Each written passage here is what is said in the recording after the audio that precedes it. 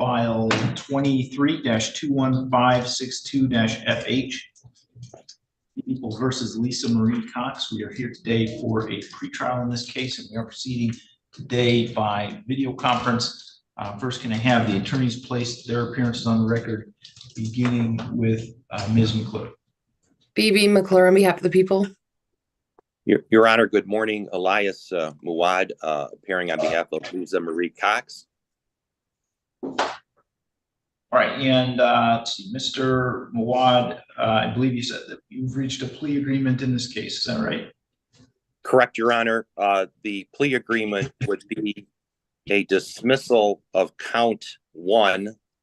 That is the controlled substance delivery and manufacture. However, my client would plead guilty to count 2 under a plea agreement that Ms. McClure and I have worked out. There's a recommended sentence of no upfront incarceration.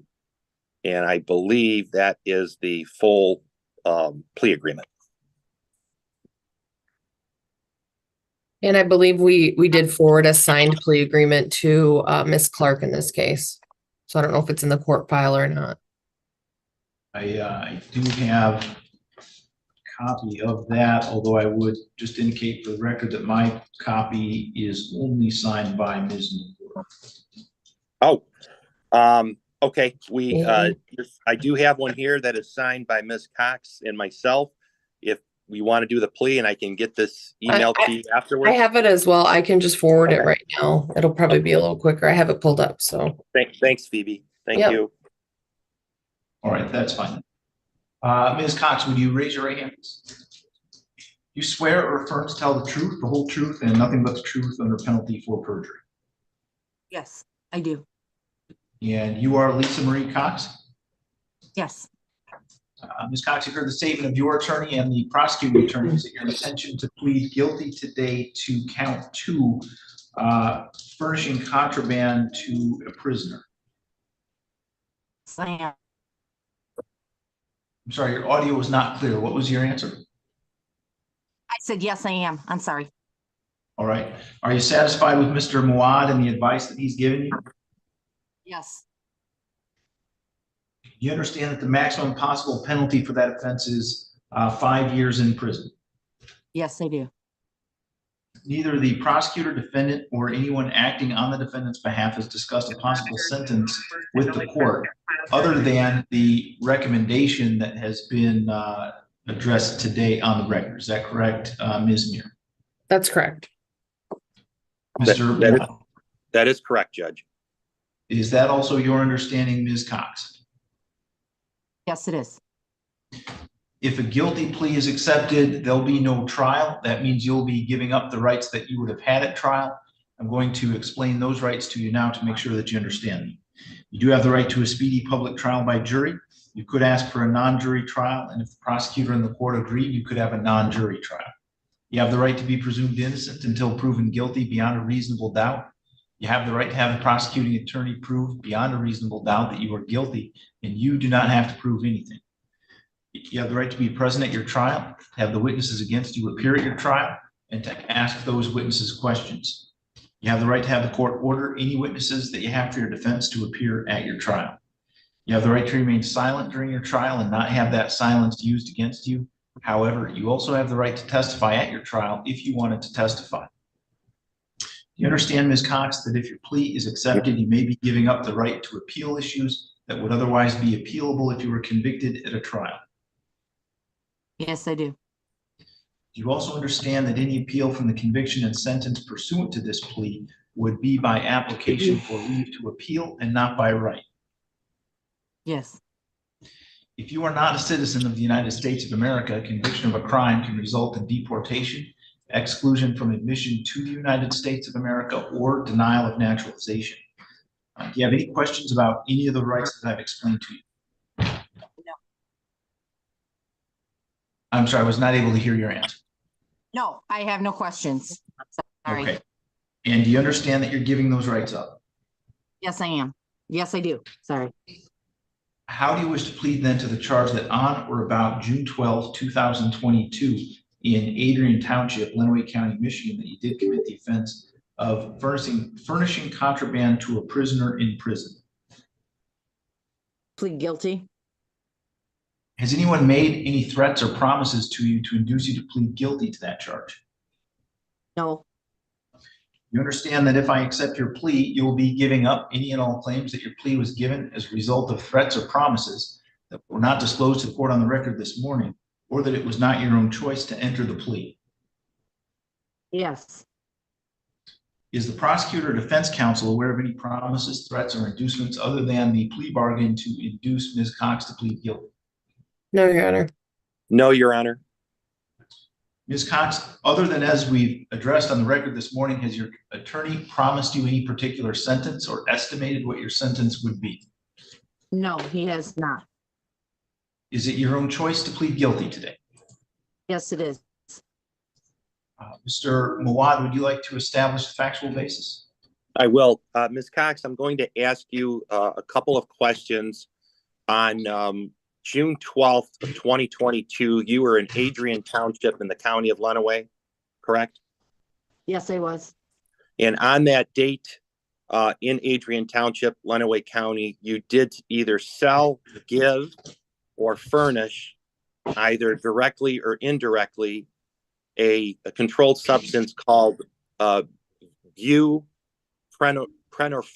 That's buprenorphine, which is a controlled substance to a prisoner at the correctional facility in Adrian Township, Michigan, correct? Yes. All right. I think it meets all the elements, Judge. Just if I could just voir dire about some specifics of this, Judge. Yep. Okay. Ms. Cox, did you in fact go to Gus Harrison in Madison Township? Yes, I did. And were you visiting a prisoner Tuttle? Yes. Okay. And did you directly hand him strips of, was it Suboxone? I don't know what it was, but yes. Okay. Controlled substances though. Yes, I handing something. I just didn't know what was in the pack. Okay. Yes. And then he was able to actually take that into the prison after your visit? No, he got caught going back into the prison. But I mean, he was going into the prison with them. Yes. Yes. Okay. All right. I'm satisfied, Judge. So am I, Judge. I will accept the plea then. It's been given understandably, voluntarily, and accurately. Ms. Cox has had full knowledge of her rights. She has had competent counsel. I will refer this matter to the probation department for a pre-sentence investigation and set sentencing for January 11th at 8:15, if that works. That'll work, Judge, and that'll work perfect because I start trials in February, so we'll get it done. Thank you very much. Thank you. Okay. Ms. Cox, someone from the probation department is going to be in touch with you to do a pre-sentence investigation interview. And let's see, Mr. Stevenson, you want me to place you in a breakout session so you can get her contact information? Yes, Your Honor. Okay, Ms. Cox, I'm going to put you in a breakout session with Mr. Stevenson from the probation office so he can get your information and give you instructions about what you need to do with them. Okay. Thank you. All right. All right, Ms. Cox, if you have any questions, please give me a call. Thank you. And thank you, Ms. McClure, also. Okay. Yep. Thank you. Okay. All right, Ms. Underwood, are you ready to proceed with Mr. Binder?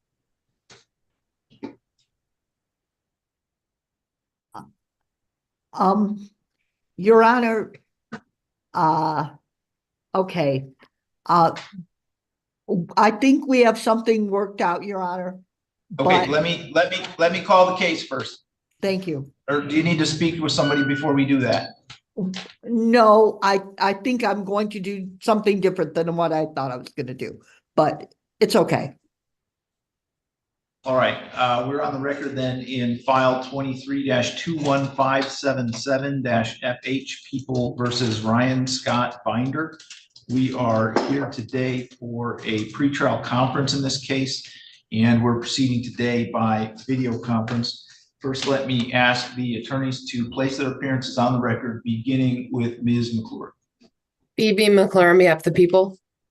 Rhonda Underwood, on behalf of Mr. Binder, Your Honor. And Ms. Underwood, where do we stand with Mr. Binder's case today? We're in the process of working out a plea, Your Honor. And I just have to check on one kind of big aspect about it.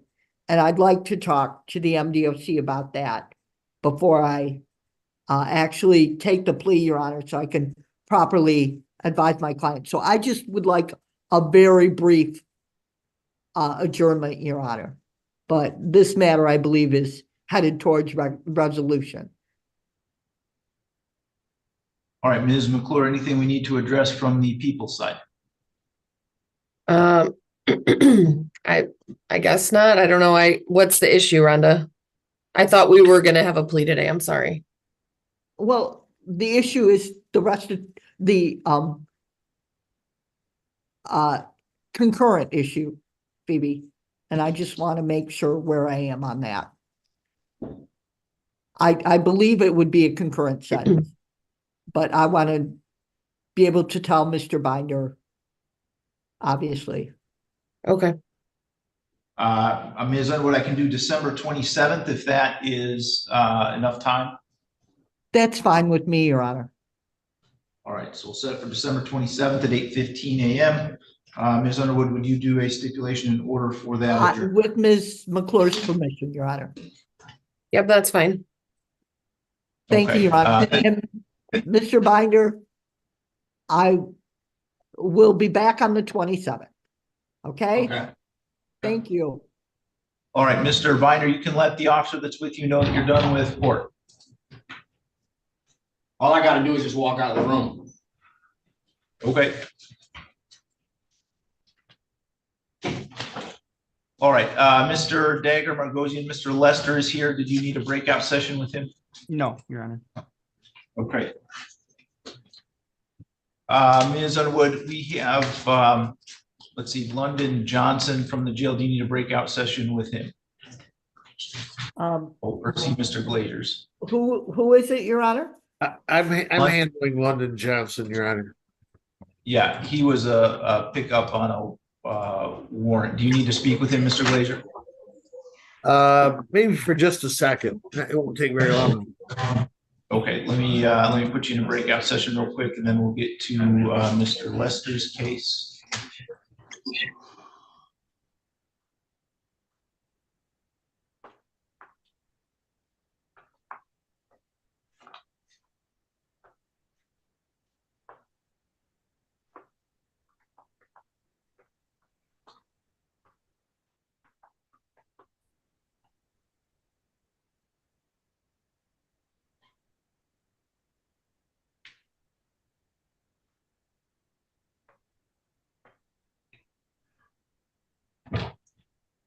Mr. Fryer, you're gonna need a breakout session with Mr. or Ms. Walden? No, you're not. She's on Zoom, so, okay, let me do this one and then I'll get to yours. Okay, we are on the record in file 23-21516-FH, People versus Donald Raymond Lamont Lester. We are here for a pretrial conference in this case. And okay. We are proceeding today by video conference. Your Honor, Mr. Glazer, I'm on the record in another case right now. What's the issue? That didn't work, whenever you tried to put it in the room. All right, let me try again.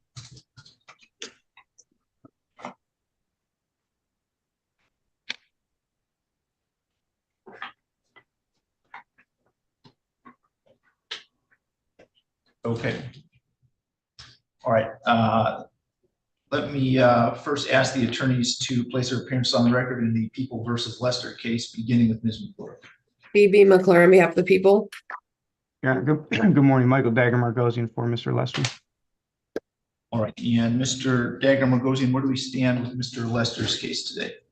Your Honor, I'm going to ask the court to do two things. I'm going to address bond in a moment, but on the case itself, in reviewing it, it appears as though there was a preliminary exam. We still need that transcript. In speaking with Mr. Lester, my understanding is that there probably will be some evidentiary issues that I want the court to weigh in on and make a decision. But ultimately, this case probably will be litigated.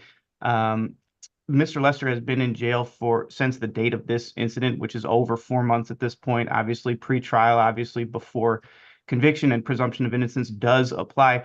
I think it would be inappropriate for him to have to remain in jail while fighting this case. And this is the count one is a non-assaultive charge. And in reviewing the case and watching the video, counts 2 and 3, the R&Os are suspect at best, I would put it at this point. So I'm asking the court to change Mr. Lester's bond to a PR to allow him to have better communication with me and be on the outside of jail while fighting his case.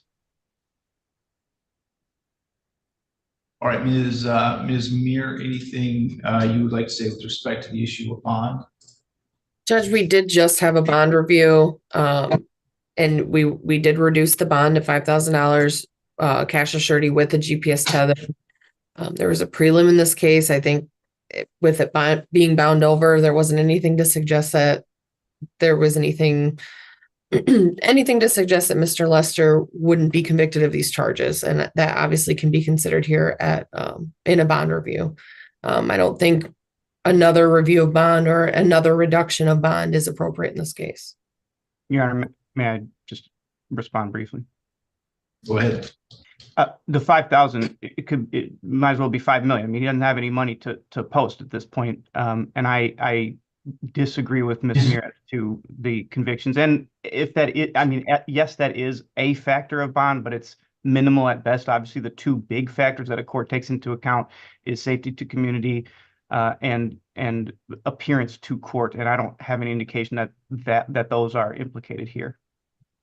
Great. Well, one concern I have is that the information lists his address as unknown. So where would he be living? 1121 Division Street. All I right. just been in contact with a friend of mine. She's been writing.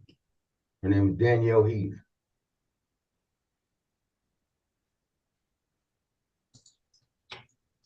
And my son is here in this town. This is his last year of high school, Mr. O'Sager.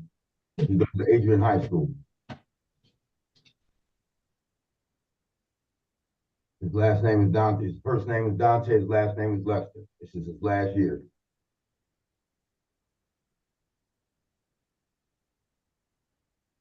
No. All right. So what I'll say, Mr. Dagger Margosian, is I am willing to consider it, but not simply based on what I have in terms of argument here today. So if you want to schedule a hearing and have some more developed information that goes through the actual bond factors, I appreciate that he challenges that he doesn't think he's going to be convicted. But at this point, I don't have anything to analyze, anything in front of me to analyze with respect to that issue in front of that. I don't have solid information about where he'd be living, who he'd be living with, and all of the other bond factors that I would need to consider to make a thorough determination about this. So I'm going to say I'm going to deny your request for now, but I am willing to consider it if we have again more developed information that addresses more of the relevant bond factors. I'll file a motion to the court. All right. Speak with you whenever you get a chance after this too. Whenever you get a chance, it don't matter whatever day you can pick. Because this is an unsigned warrant right here in front of my face, right here, unsigned by a police officer. All right. Let the record reflect I've muted Mr. Lester's device.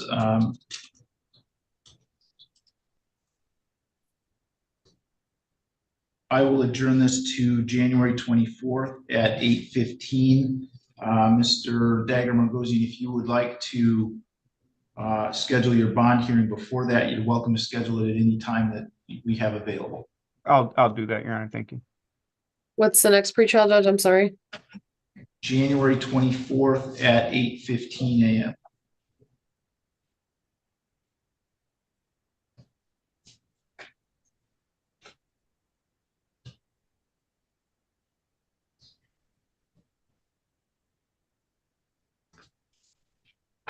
Mr. Dagger Mangosian, do you know if the transcript has been ordered? I reflect that it has, but I guess we should check the court file.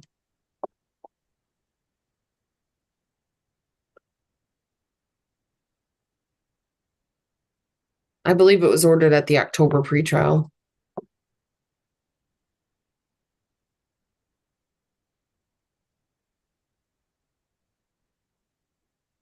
Yeah, it should have been, Your Honor. I'm still going through the notes on the case, but if it hasn't, obviously we'll put the order in, but it should have been. All right, I'll review the file. If I can't determine that it's been ordered, I'll order it, and we'll get that as quickly as we can.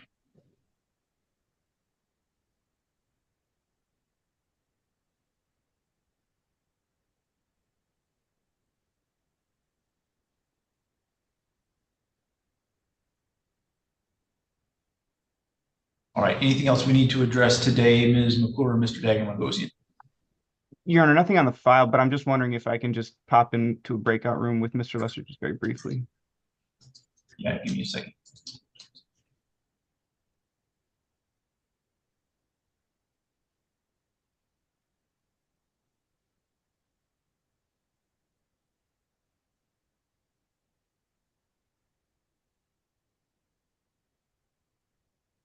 All right, Mr. Lester, I've sent you a request to unmute your device. If you will just. I got it, man. Let me talk to my lawyer.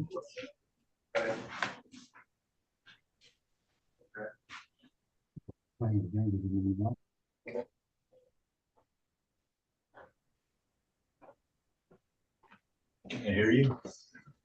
Just got back to Okay. All right, Mr. Glazier, you ready to proceed with Mr. Johnson? Yes, I am, Your Honor. Okay, we are on record in file 23-21582-FH People versus London Lee Johnson. We are here today for an arraignment on a bench warrant for violating bond conditions, and we are proceeding today by video conference. Sir, you are London Lee Johnson. Yes, sir. Have you received a copy of your warrant? Yes, sir. The warrant alleges that you violated your bond conditions by failing to contact Mr. Coast in pretrial services and set up your twice weekly drug testing as required by your release conditions. The maximum penalty for contempt of court is up to 93 days in jail or up to $7,500 in fines. You are entitled to have an attorney represent you with respect to this issue, as well as any other hearings we might have on this matter. Mr. Glazier has been appointed as your counsel on the underlying case. Do you want him to represent you with respect to this warrant as well? Yes, sir. All right, Mr. Glazier, you want to place your appearance on the record? Yeah, John Glazier appearing on behalf of Mr. Lester, Your Honor. This is Mr. Johnson.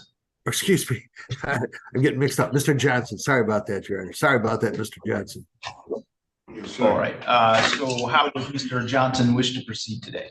Your Honor, when is his sentencing date set? I just got information that somebody at my house, I don't have his file.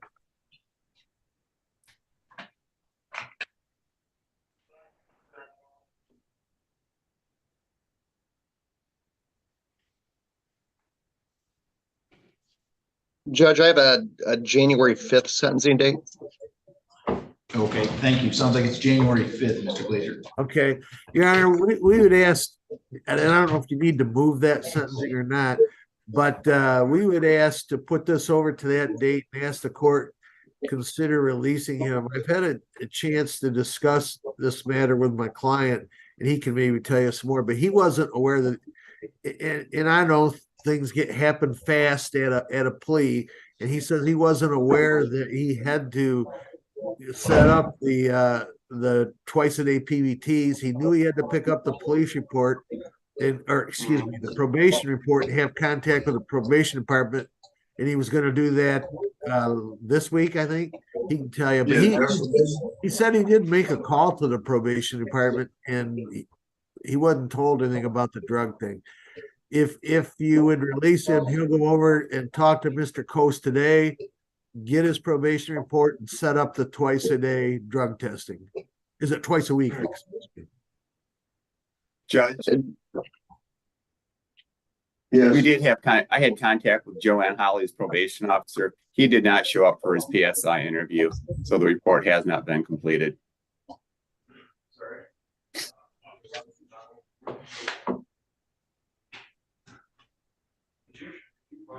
All right, so that would run contrary to Mr. Glazer, what you just told me, but at this point, if we, I'm sorry. I said Mr. Lester probably can explain it better than what I'm. It's one of those where it's going. Or not Mr. Johnson. Mr. Johnson can tell you what happened. After I ended our last court, at the end of our last court, I asked anybody, was anybody specific I was supposed to go see over there at the probation office? No one said no. They said just go over there and just pick up the paperwork. I gave the phone number that I have to the household that I'm staying at, so I don't understand why I said they didn't give a phone number either. So both of those things, you know, A said it was a rush to go get the paperwork or anything like that. So I'm not understanding what I failed to do. We get over there because the day I was released, I wasn't able to get over there at the time because I was released after after the courthouse was closed. Then I missed Friday, so I'm gonna go the following Tuesday, following week. All right, so at this point, I'm going to deny the request for a bond modification. Mr. Lester or Mr. Johnson has apparently not done his pre-sentence investigation interview, and he didn't set up the drug testing, which would have been explained on the record while Mr. Johnson was present. So I think we need to keep track of Mr. Johnson until our sentencing hearing and know where he's going to be until then. Thank you, Your Honor. I will set the contempt issue over to the sentencing date, Mr. Glazer, unless you want to have that, try to have that heard before. I don't know. No, that the same day is fine. All right. So you deny him. All right, Mr. Johnson, you can let the officer that's with you know that you're done with the court for today. So I'm not gonna be released? No, sir.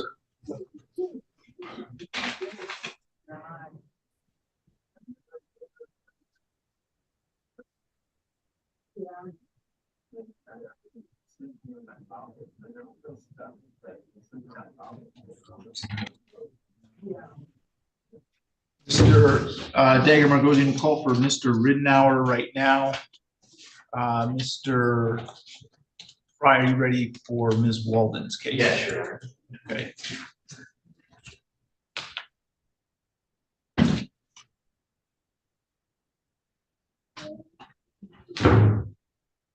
Yes.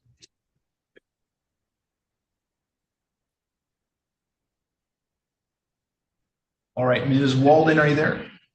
Yes, I am. Okay, there we go.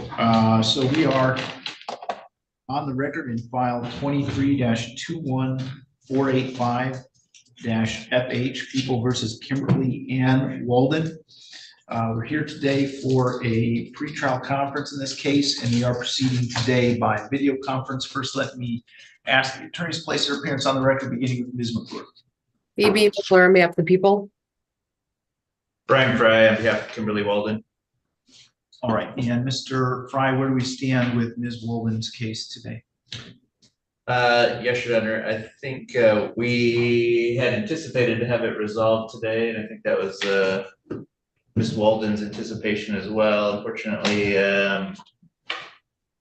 Prosecutor Fleming is out today, and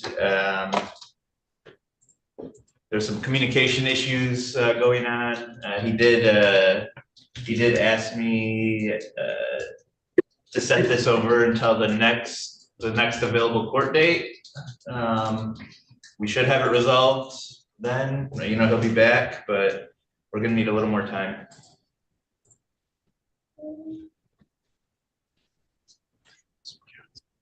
All right, Ms. McClure, anything we need to address from the people's side? Just that if you're looking to put it on the 27th, I know he'll be out that day as well.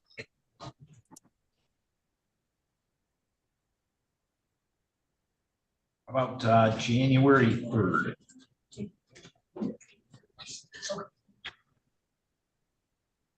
That would work for me, Your Honor. Okay, Ms. McClure, will Mr. Fleming be here that day? Yes. Okay, so we will adjourn it to January 3rd at 8:15 a.m. Mr. Fry, would you be willing to do a stip in order for that adjournment? I will, Ms. McClure, can I send your name with your permission? Yes. Just make sure our office gets a copy. Yeah. Okay, so Ms. Walden, your next date will be January 3rd at 8:15. You just need to log in with all the same Zoom information today. Can I speak with my attorney, please, in a breakout, please? Mr. Fry, if you want to log in, or you can use the iPad out in the hallway, we can set up a breakout session for you. I can just call you if that's okay. Let me just call you. I have a couple questions to ask you about. I never got my prelim. That's what I was concerned about. We had a deal with the prosecutor, and then he never went through with it. So I was wanting to know if maybe I could get my prelim back, because I never got a chance to have that. Yeah, we'll talk about that. I'll give you a call right now. All right. I actually could. There's another number I need you to call me on right now, please. I'll jump on Zoom. Yeah, okay, so he's going to jump on Zoom so that you don't have to broadcast your telephone number, and I'll put you in a waiting room, or I'm sorry, in a breakout session with Mr. Fry as soon as he gets logged in. Okay, thank you. You're on.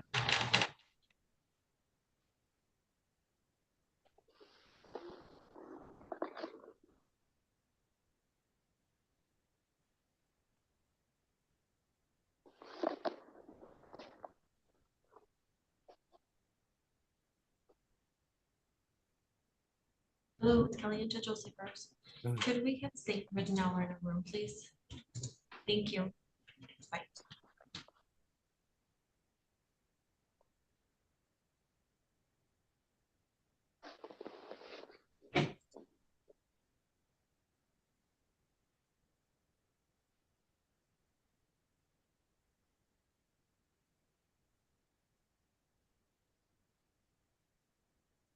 Okay, Mr. Dagger Margosian, we have Mr. Ridenour coming to us at the jail. Are you going to need a breakout session with him when he gets here? I won't need a breakout session, but I will need to approach with Ms. McClure. So maybe we could just do that right now, honestly. Yeah, so we can do that now if you give me just a second here to do everything I need to do.